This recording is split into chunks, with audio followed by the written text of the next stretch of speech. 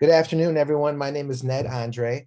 I'm one of the moderators with the HEATH Summit of 2022. We're talking about race, diversity, equity, and inclusion through the lens of Black community. And today we have with us April Ruiz of Mosaic Masterminds, and she's going to be presenting about the urgency of education. Thanks for joining us this afternoon, April, and I'm going to let you go ahead and begin your presentation. Thank you, Ned. I appreciate it. Good afternoon, and thank you for joining me today. My name is April Ruiz, and I will be giving my take on the urgency of education. I've reserved the balance of my allotted time for any questions or comments you may have, so I look forward to us engaging in a very good conversation after I share my info with you all.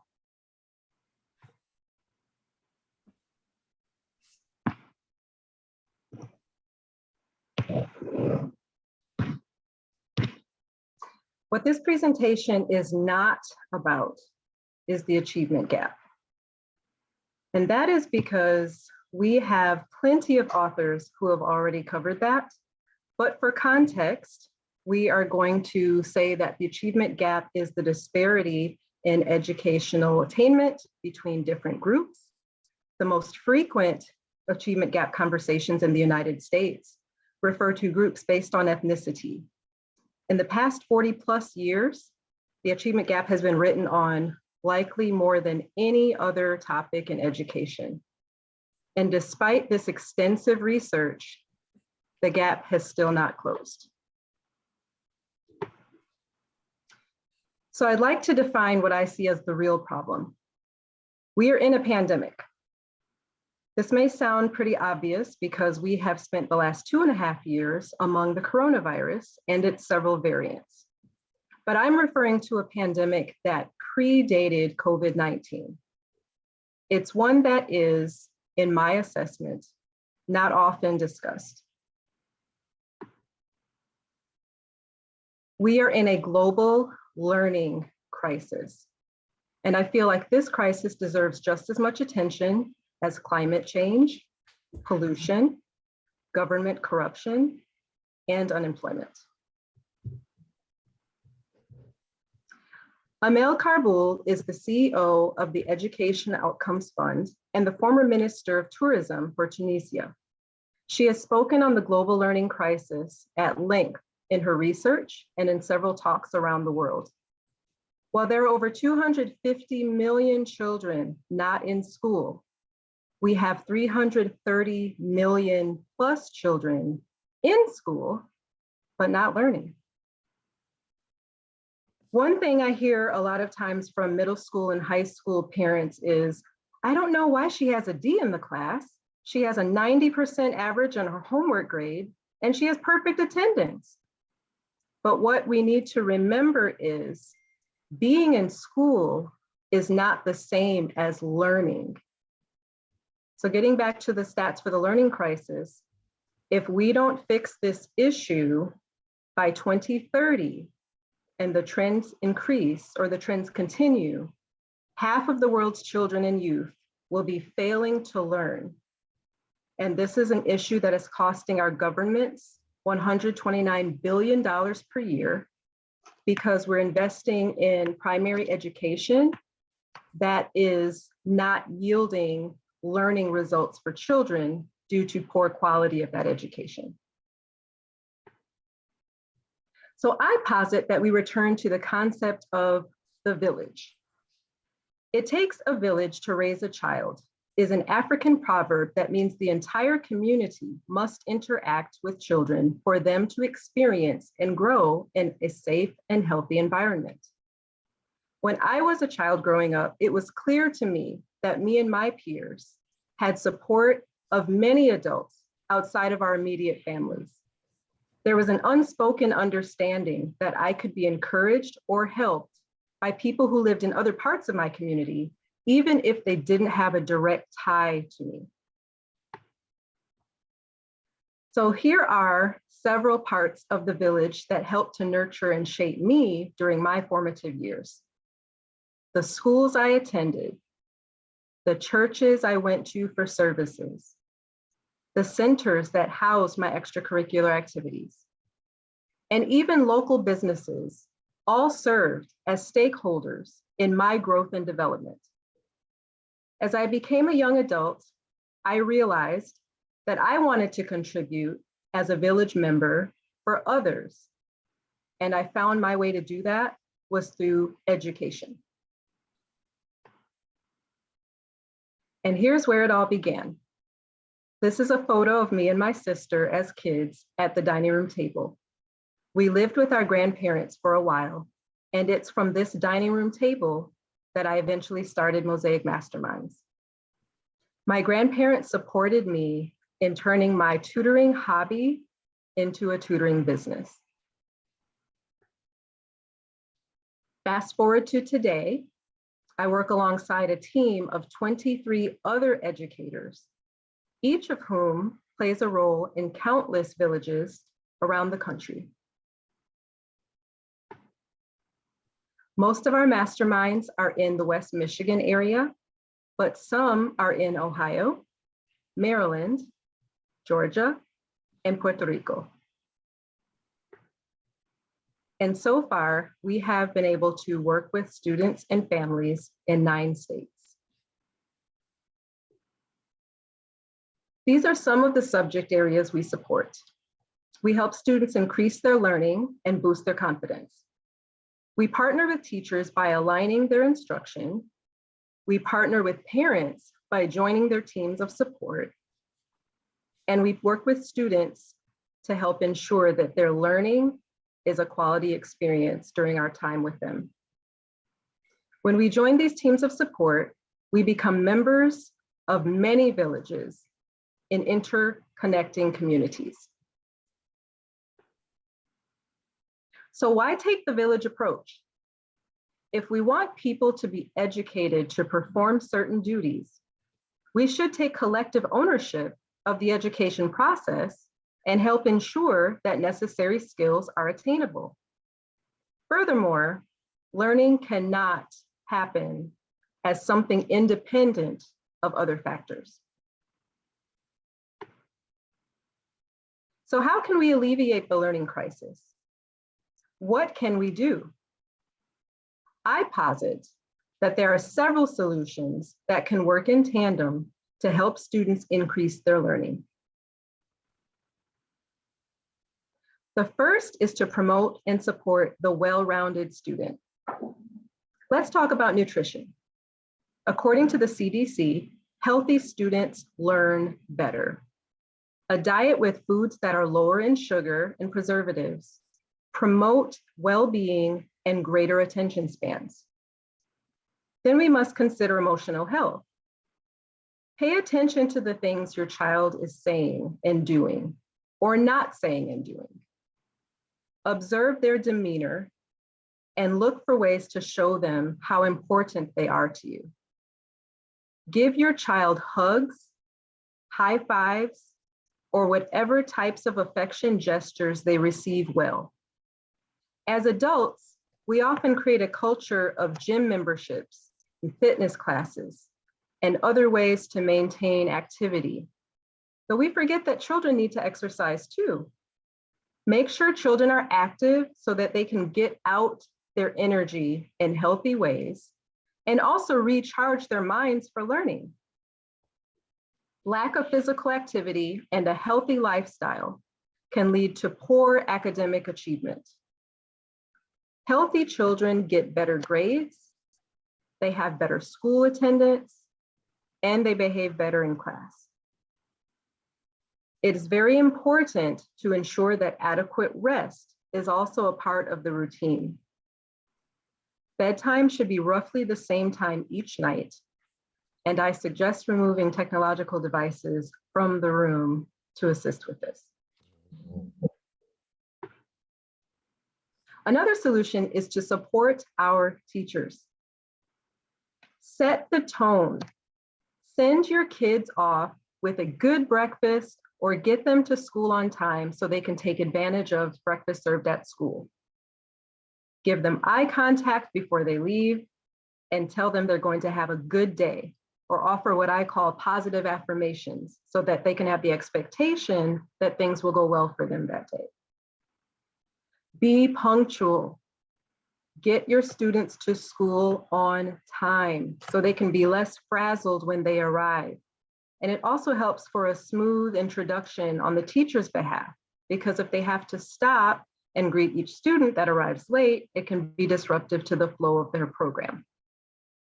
Create a routine.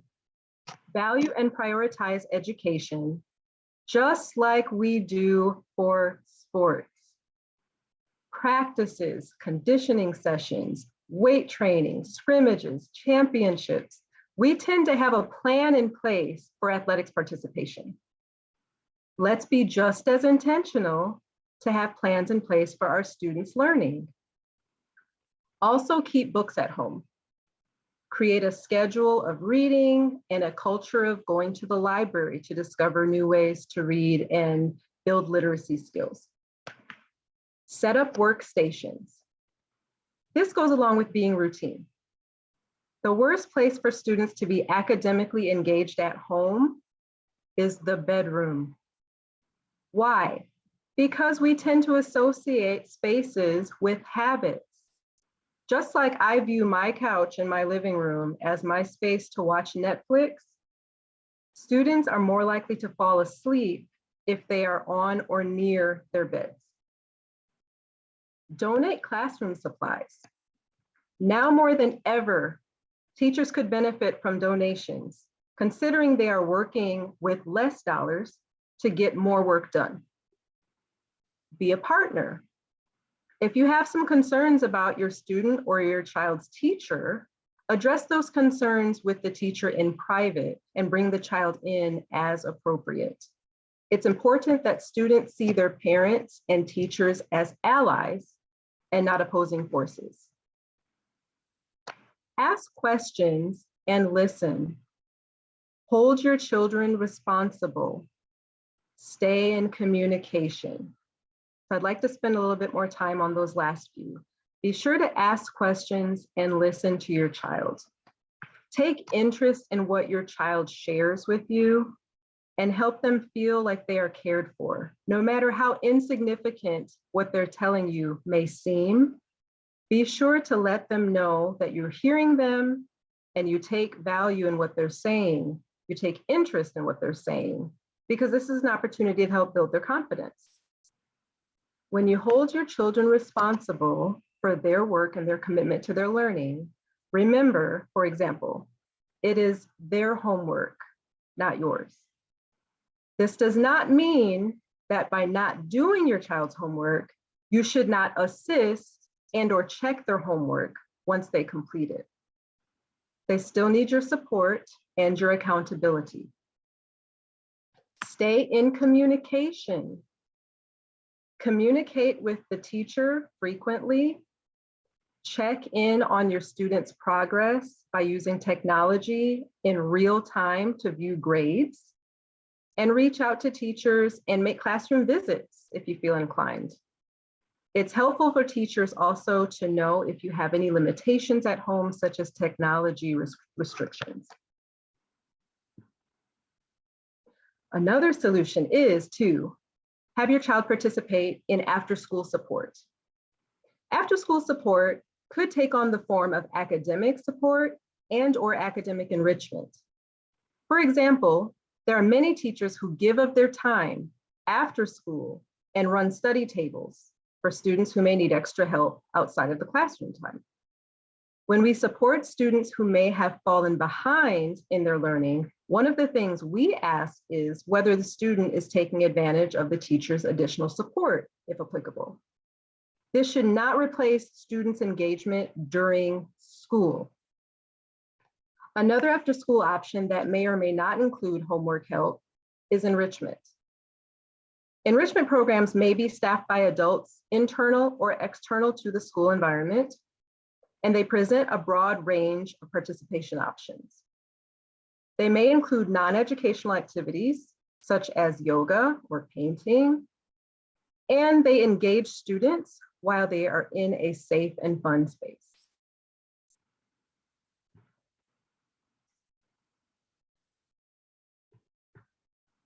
Another solution is community partnerships.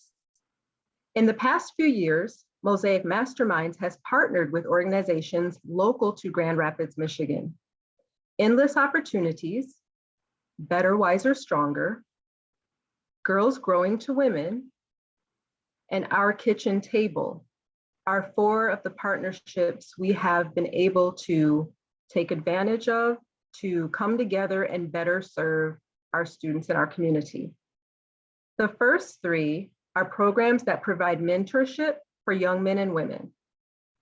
Our Kitchen Table promotes social justice and empowers families to improve their health and environment. Each of these programs saw value in partnering with us to academically support students and the students that we all serve in common. To learn more about each of these organizations, I have included their websites at the end of my presentation. Keep skipping my slides.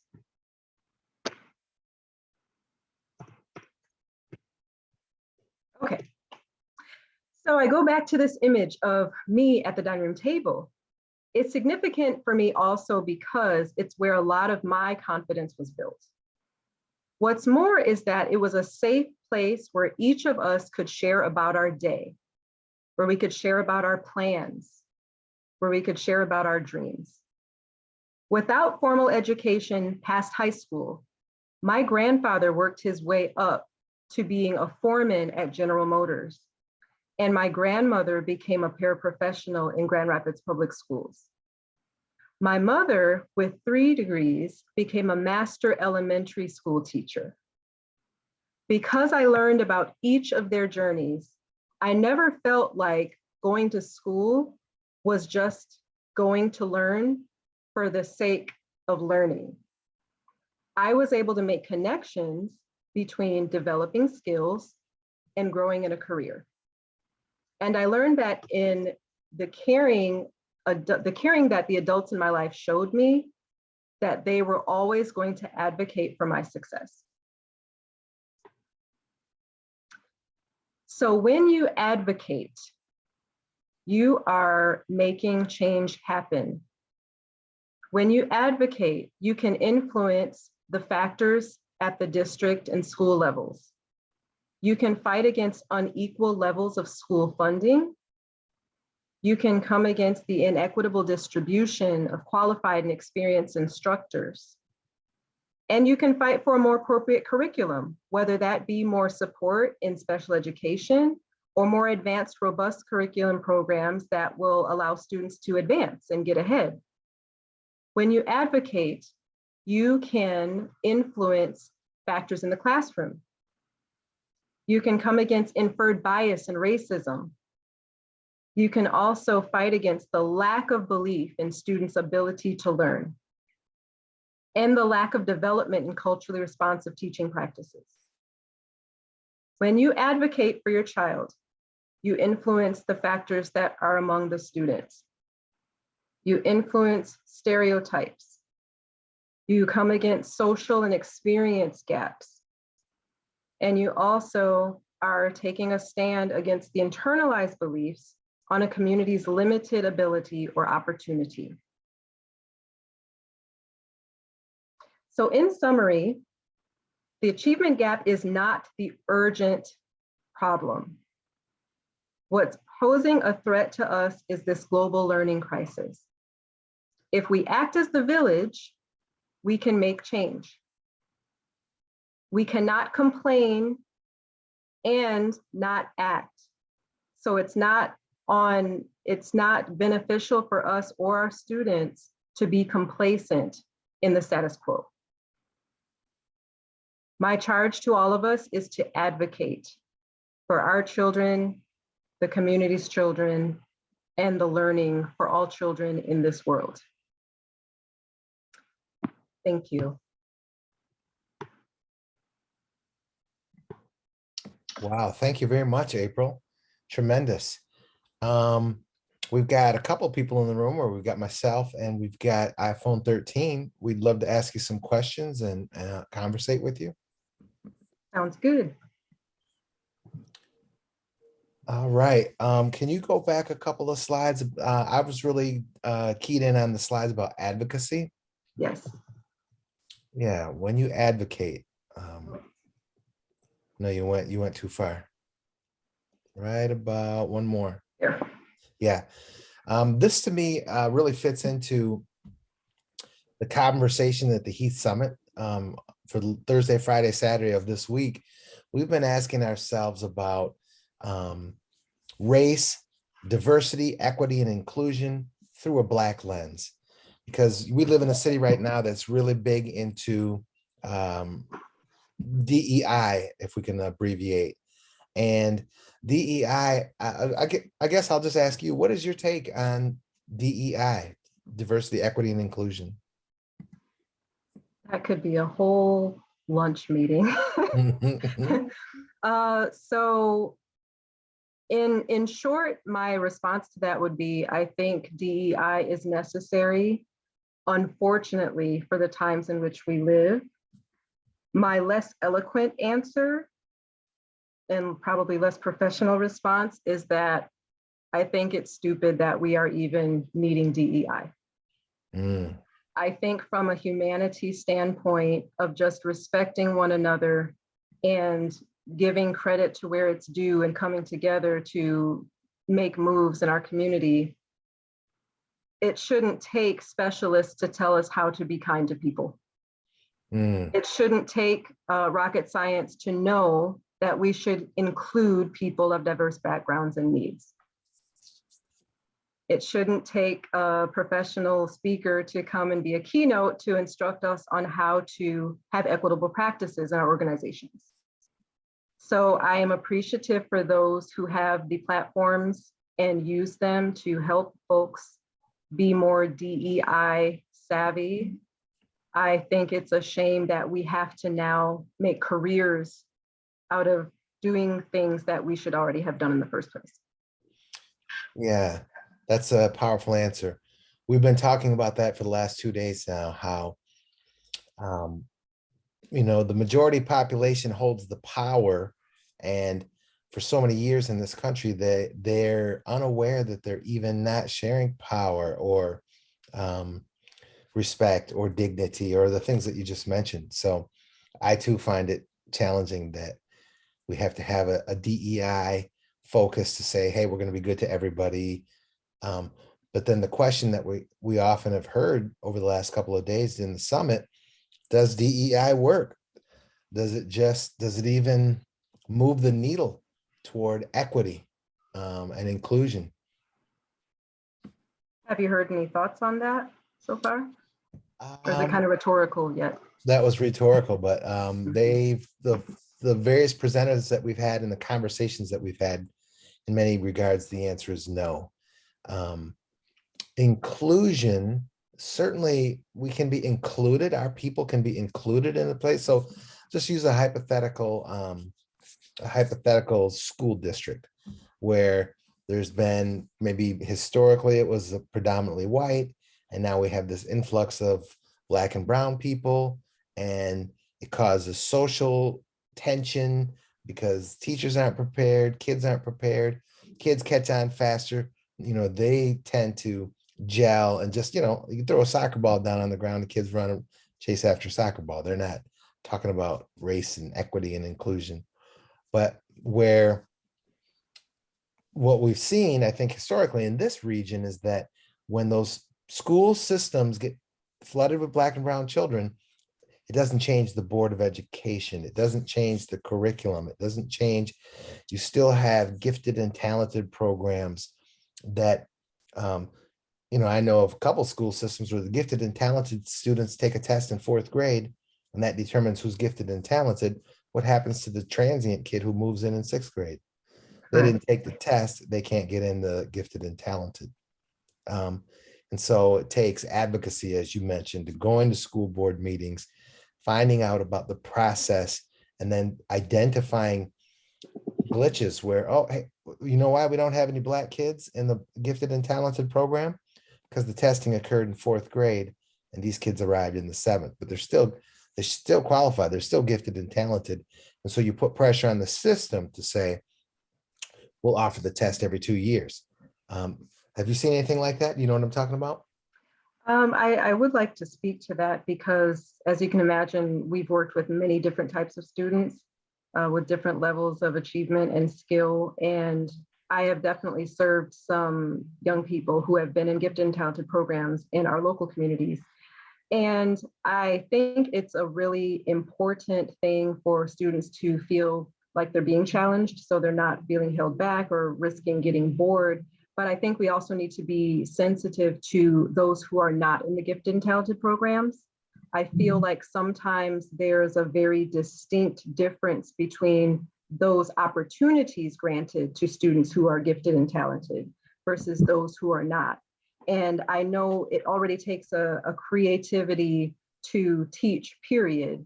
But I'm thinking we should think about ways we can facilitate learning so that we don't have students feel so much inferior or, you know, superior based on their programs. I think that we should incorporate learning opportunities for all students, regardless of their levels of achievement.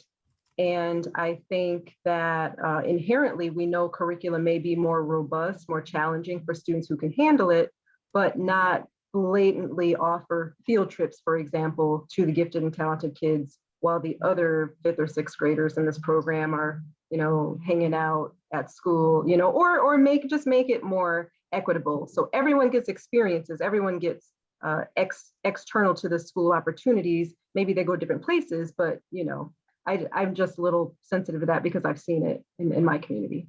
Yes, I've seen it too. I know exactly what you're talking about. Wow. So DEI doesn't necessarily solve the challenges. I found it very fascinating you talking about a global crisis that plays out here at the local level. Most people think of their education for kids as, your local school board and your local school. What made you take it to that global level? I think for me, I have for years now been interested in education on a global scale. I used to work for a nonprofit philanthropy outfit, and I was often getting pushback about staying focused, and we can't be all things to all people. We have so much funding for so many communities within a certain region. And I just could not help but, as I was, doing a lot of data mining for the state of Michigan and the districts around our state, I just kept looking at our state compared to other states and our country compared to other nations. And I have always been a math and science geek. So I'm a self-professed mathematician. I really enjoy STEM coursework. Okay. And I feel like I know that our nation has really fallen in those ranks internationally. So whereas we used to be strong in math and science and reading and language, English language, we've fallen quite a bit. And I'm always wanting to get our nation back on top, if you will. So I have to look at what I'm able to influence in my immediate surroundings. So I start with my local community. We are now reaching more students around our state, around our country. As you saw, we're expanding into different states. And my hope is that with each of us playing the roles that we do in education, we can eventually change the narrative of our nation and therefore our children in our nation. Absolutely wonderful.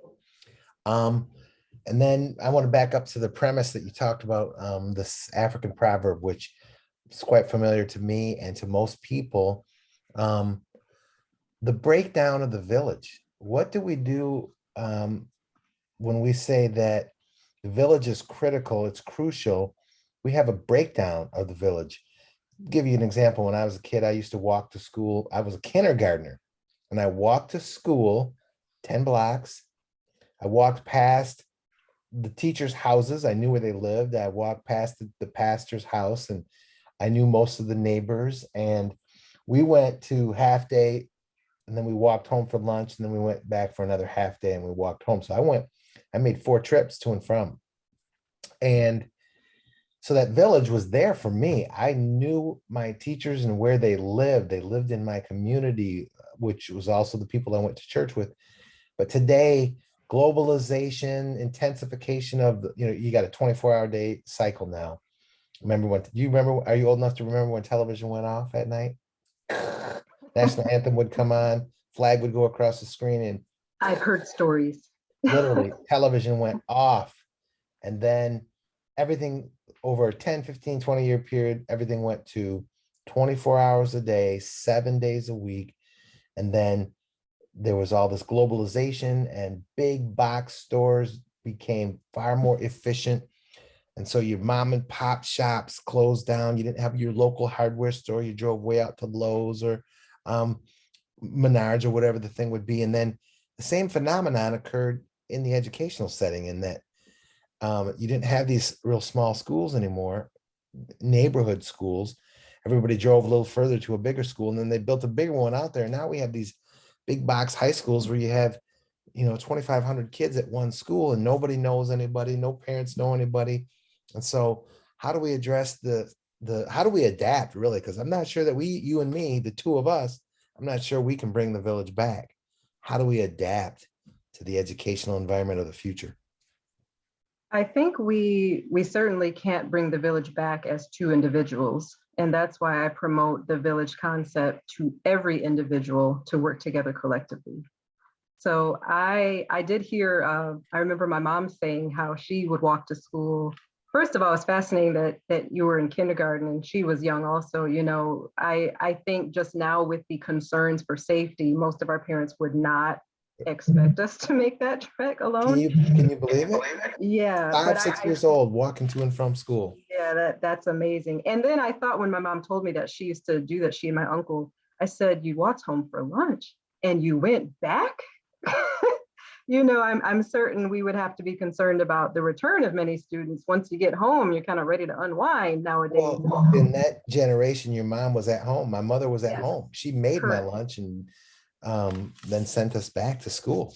Yeah. So And as you know, we have many parents that are not only not at home, but some are bivocational. So no one is likely at home sometimes during the day. So I understand with the changing of the times, we can't facilitate that same format of the school day.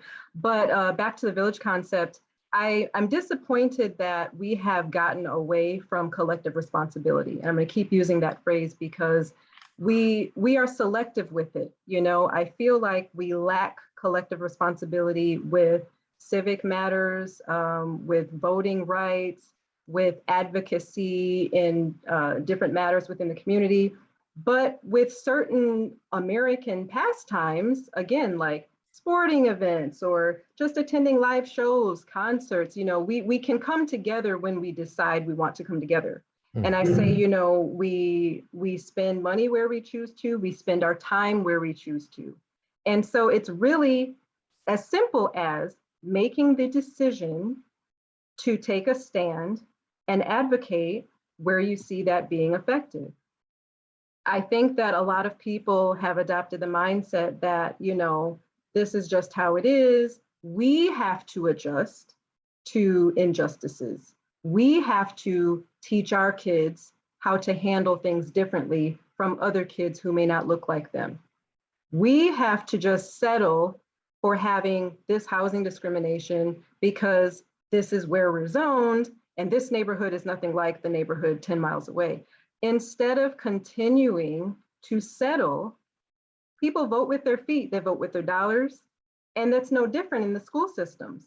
I'm not suggesting just pulling kids out of schools and thinking the grass is greener in another building or another district, because wherever the children are, the same problems will be there in the absence of advocacy. If you have a school environment where a child is nurturing and everything seems to be euphoric and the staff gets along and you feel supported as a parent, that's because there's a community of parents that are advocating for their children. well said. When you have that absent, it's because it correlates directly to an absence of advocacy of parents. Without students, there is no teaching. Without parents, there are no students. So again, we hold more control and power and decision-making capacity than I think we realize and remember and therefore act on. So I think the future of education is going to have to, I don't see it being any other way, honestly, because things don't change, people change. And if we don't change how we've been complacent or complaining or a combination of the two, we're not going to see the future of education look much different, except possibly worse than it is today. Understood. Yeah, very powerful. Anybody else have any questions? You're certainly welcome to participate, ma'am. I was excited. Go You're ahead. talking to me, right? Yes, ma'am. I'm just impressed, wondering whose child she is. Very impressed. And she said Yeah. everything. She hit every nail on the head. Very true. Having been an educator for 40 years and having also walked to school around the corner to Sigsbee from my house. Yeah, she's touched every possible thing that can make a better system. We do what we want to do. We spend where we want to spend. And we have to be a total village to advocate for our children. They're falling by the wayside. Yeah, very true. Very true. Yeah, I would argue too that education is at a precipice, in that we are still using the agrarian model that kids will work, June, July, and August, planting the fields, getting everything ready. And then at the harvest, you're done with the work, you go to school. And this agrarian model, society has changed so much. We talk about summer loss. Do kids really need 3 months off? Many have advocated more for a blended calendar where we're maybe doing 3 semesters. You do nine weeks on, take 3 weeks off, 9 weeks on, 3 weeks off, still have a 6-week summer vacation, and still have your 2 weeks at Christmas and a week for Thanksgiving and different things, but just changing the routine and rhythm of school. And then the other piece, that this virtual learning, I'm not sure if you've seen the move toward modular units on a computer that the kid works through individually, and everyone's asynchronous. Some are in the room, some are at home, some are working at their own pace, some are almost done in 5 days, and some hardly get the year's worth of work done in 2 weeks. Have you seen any of that? And can you address that? Of course, we've seen that. Are you speaking more to the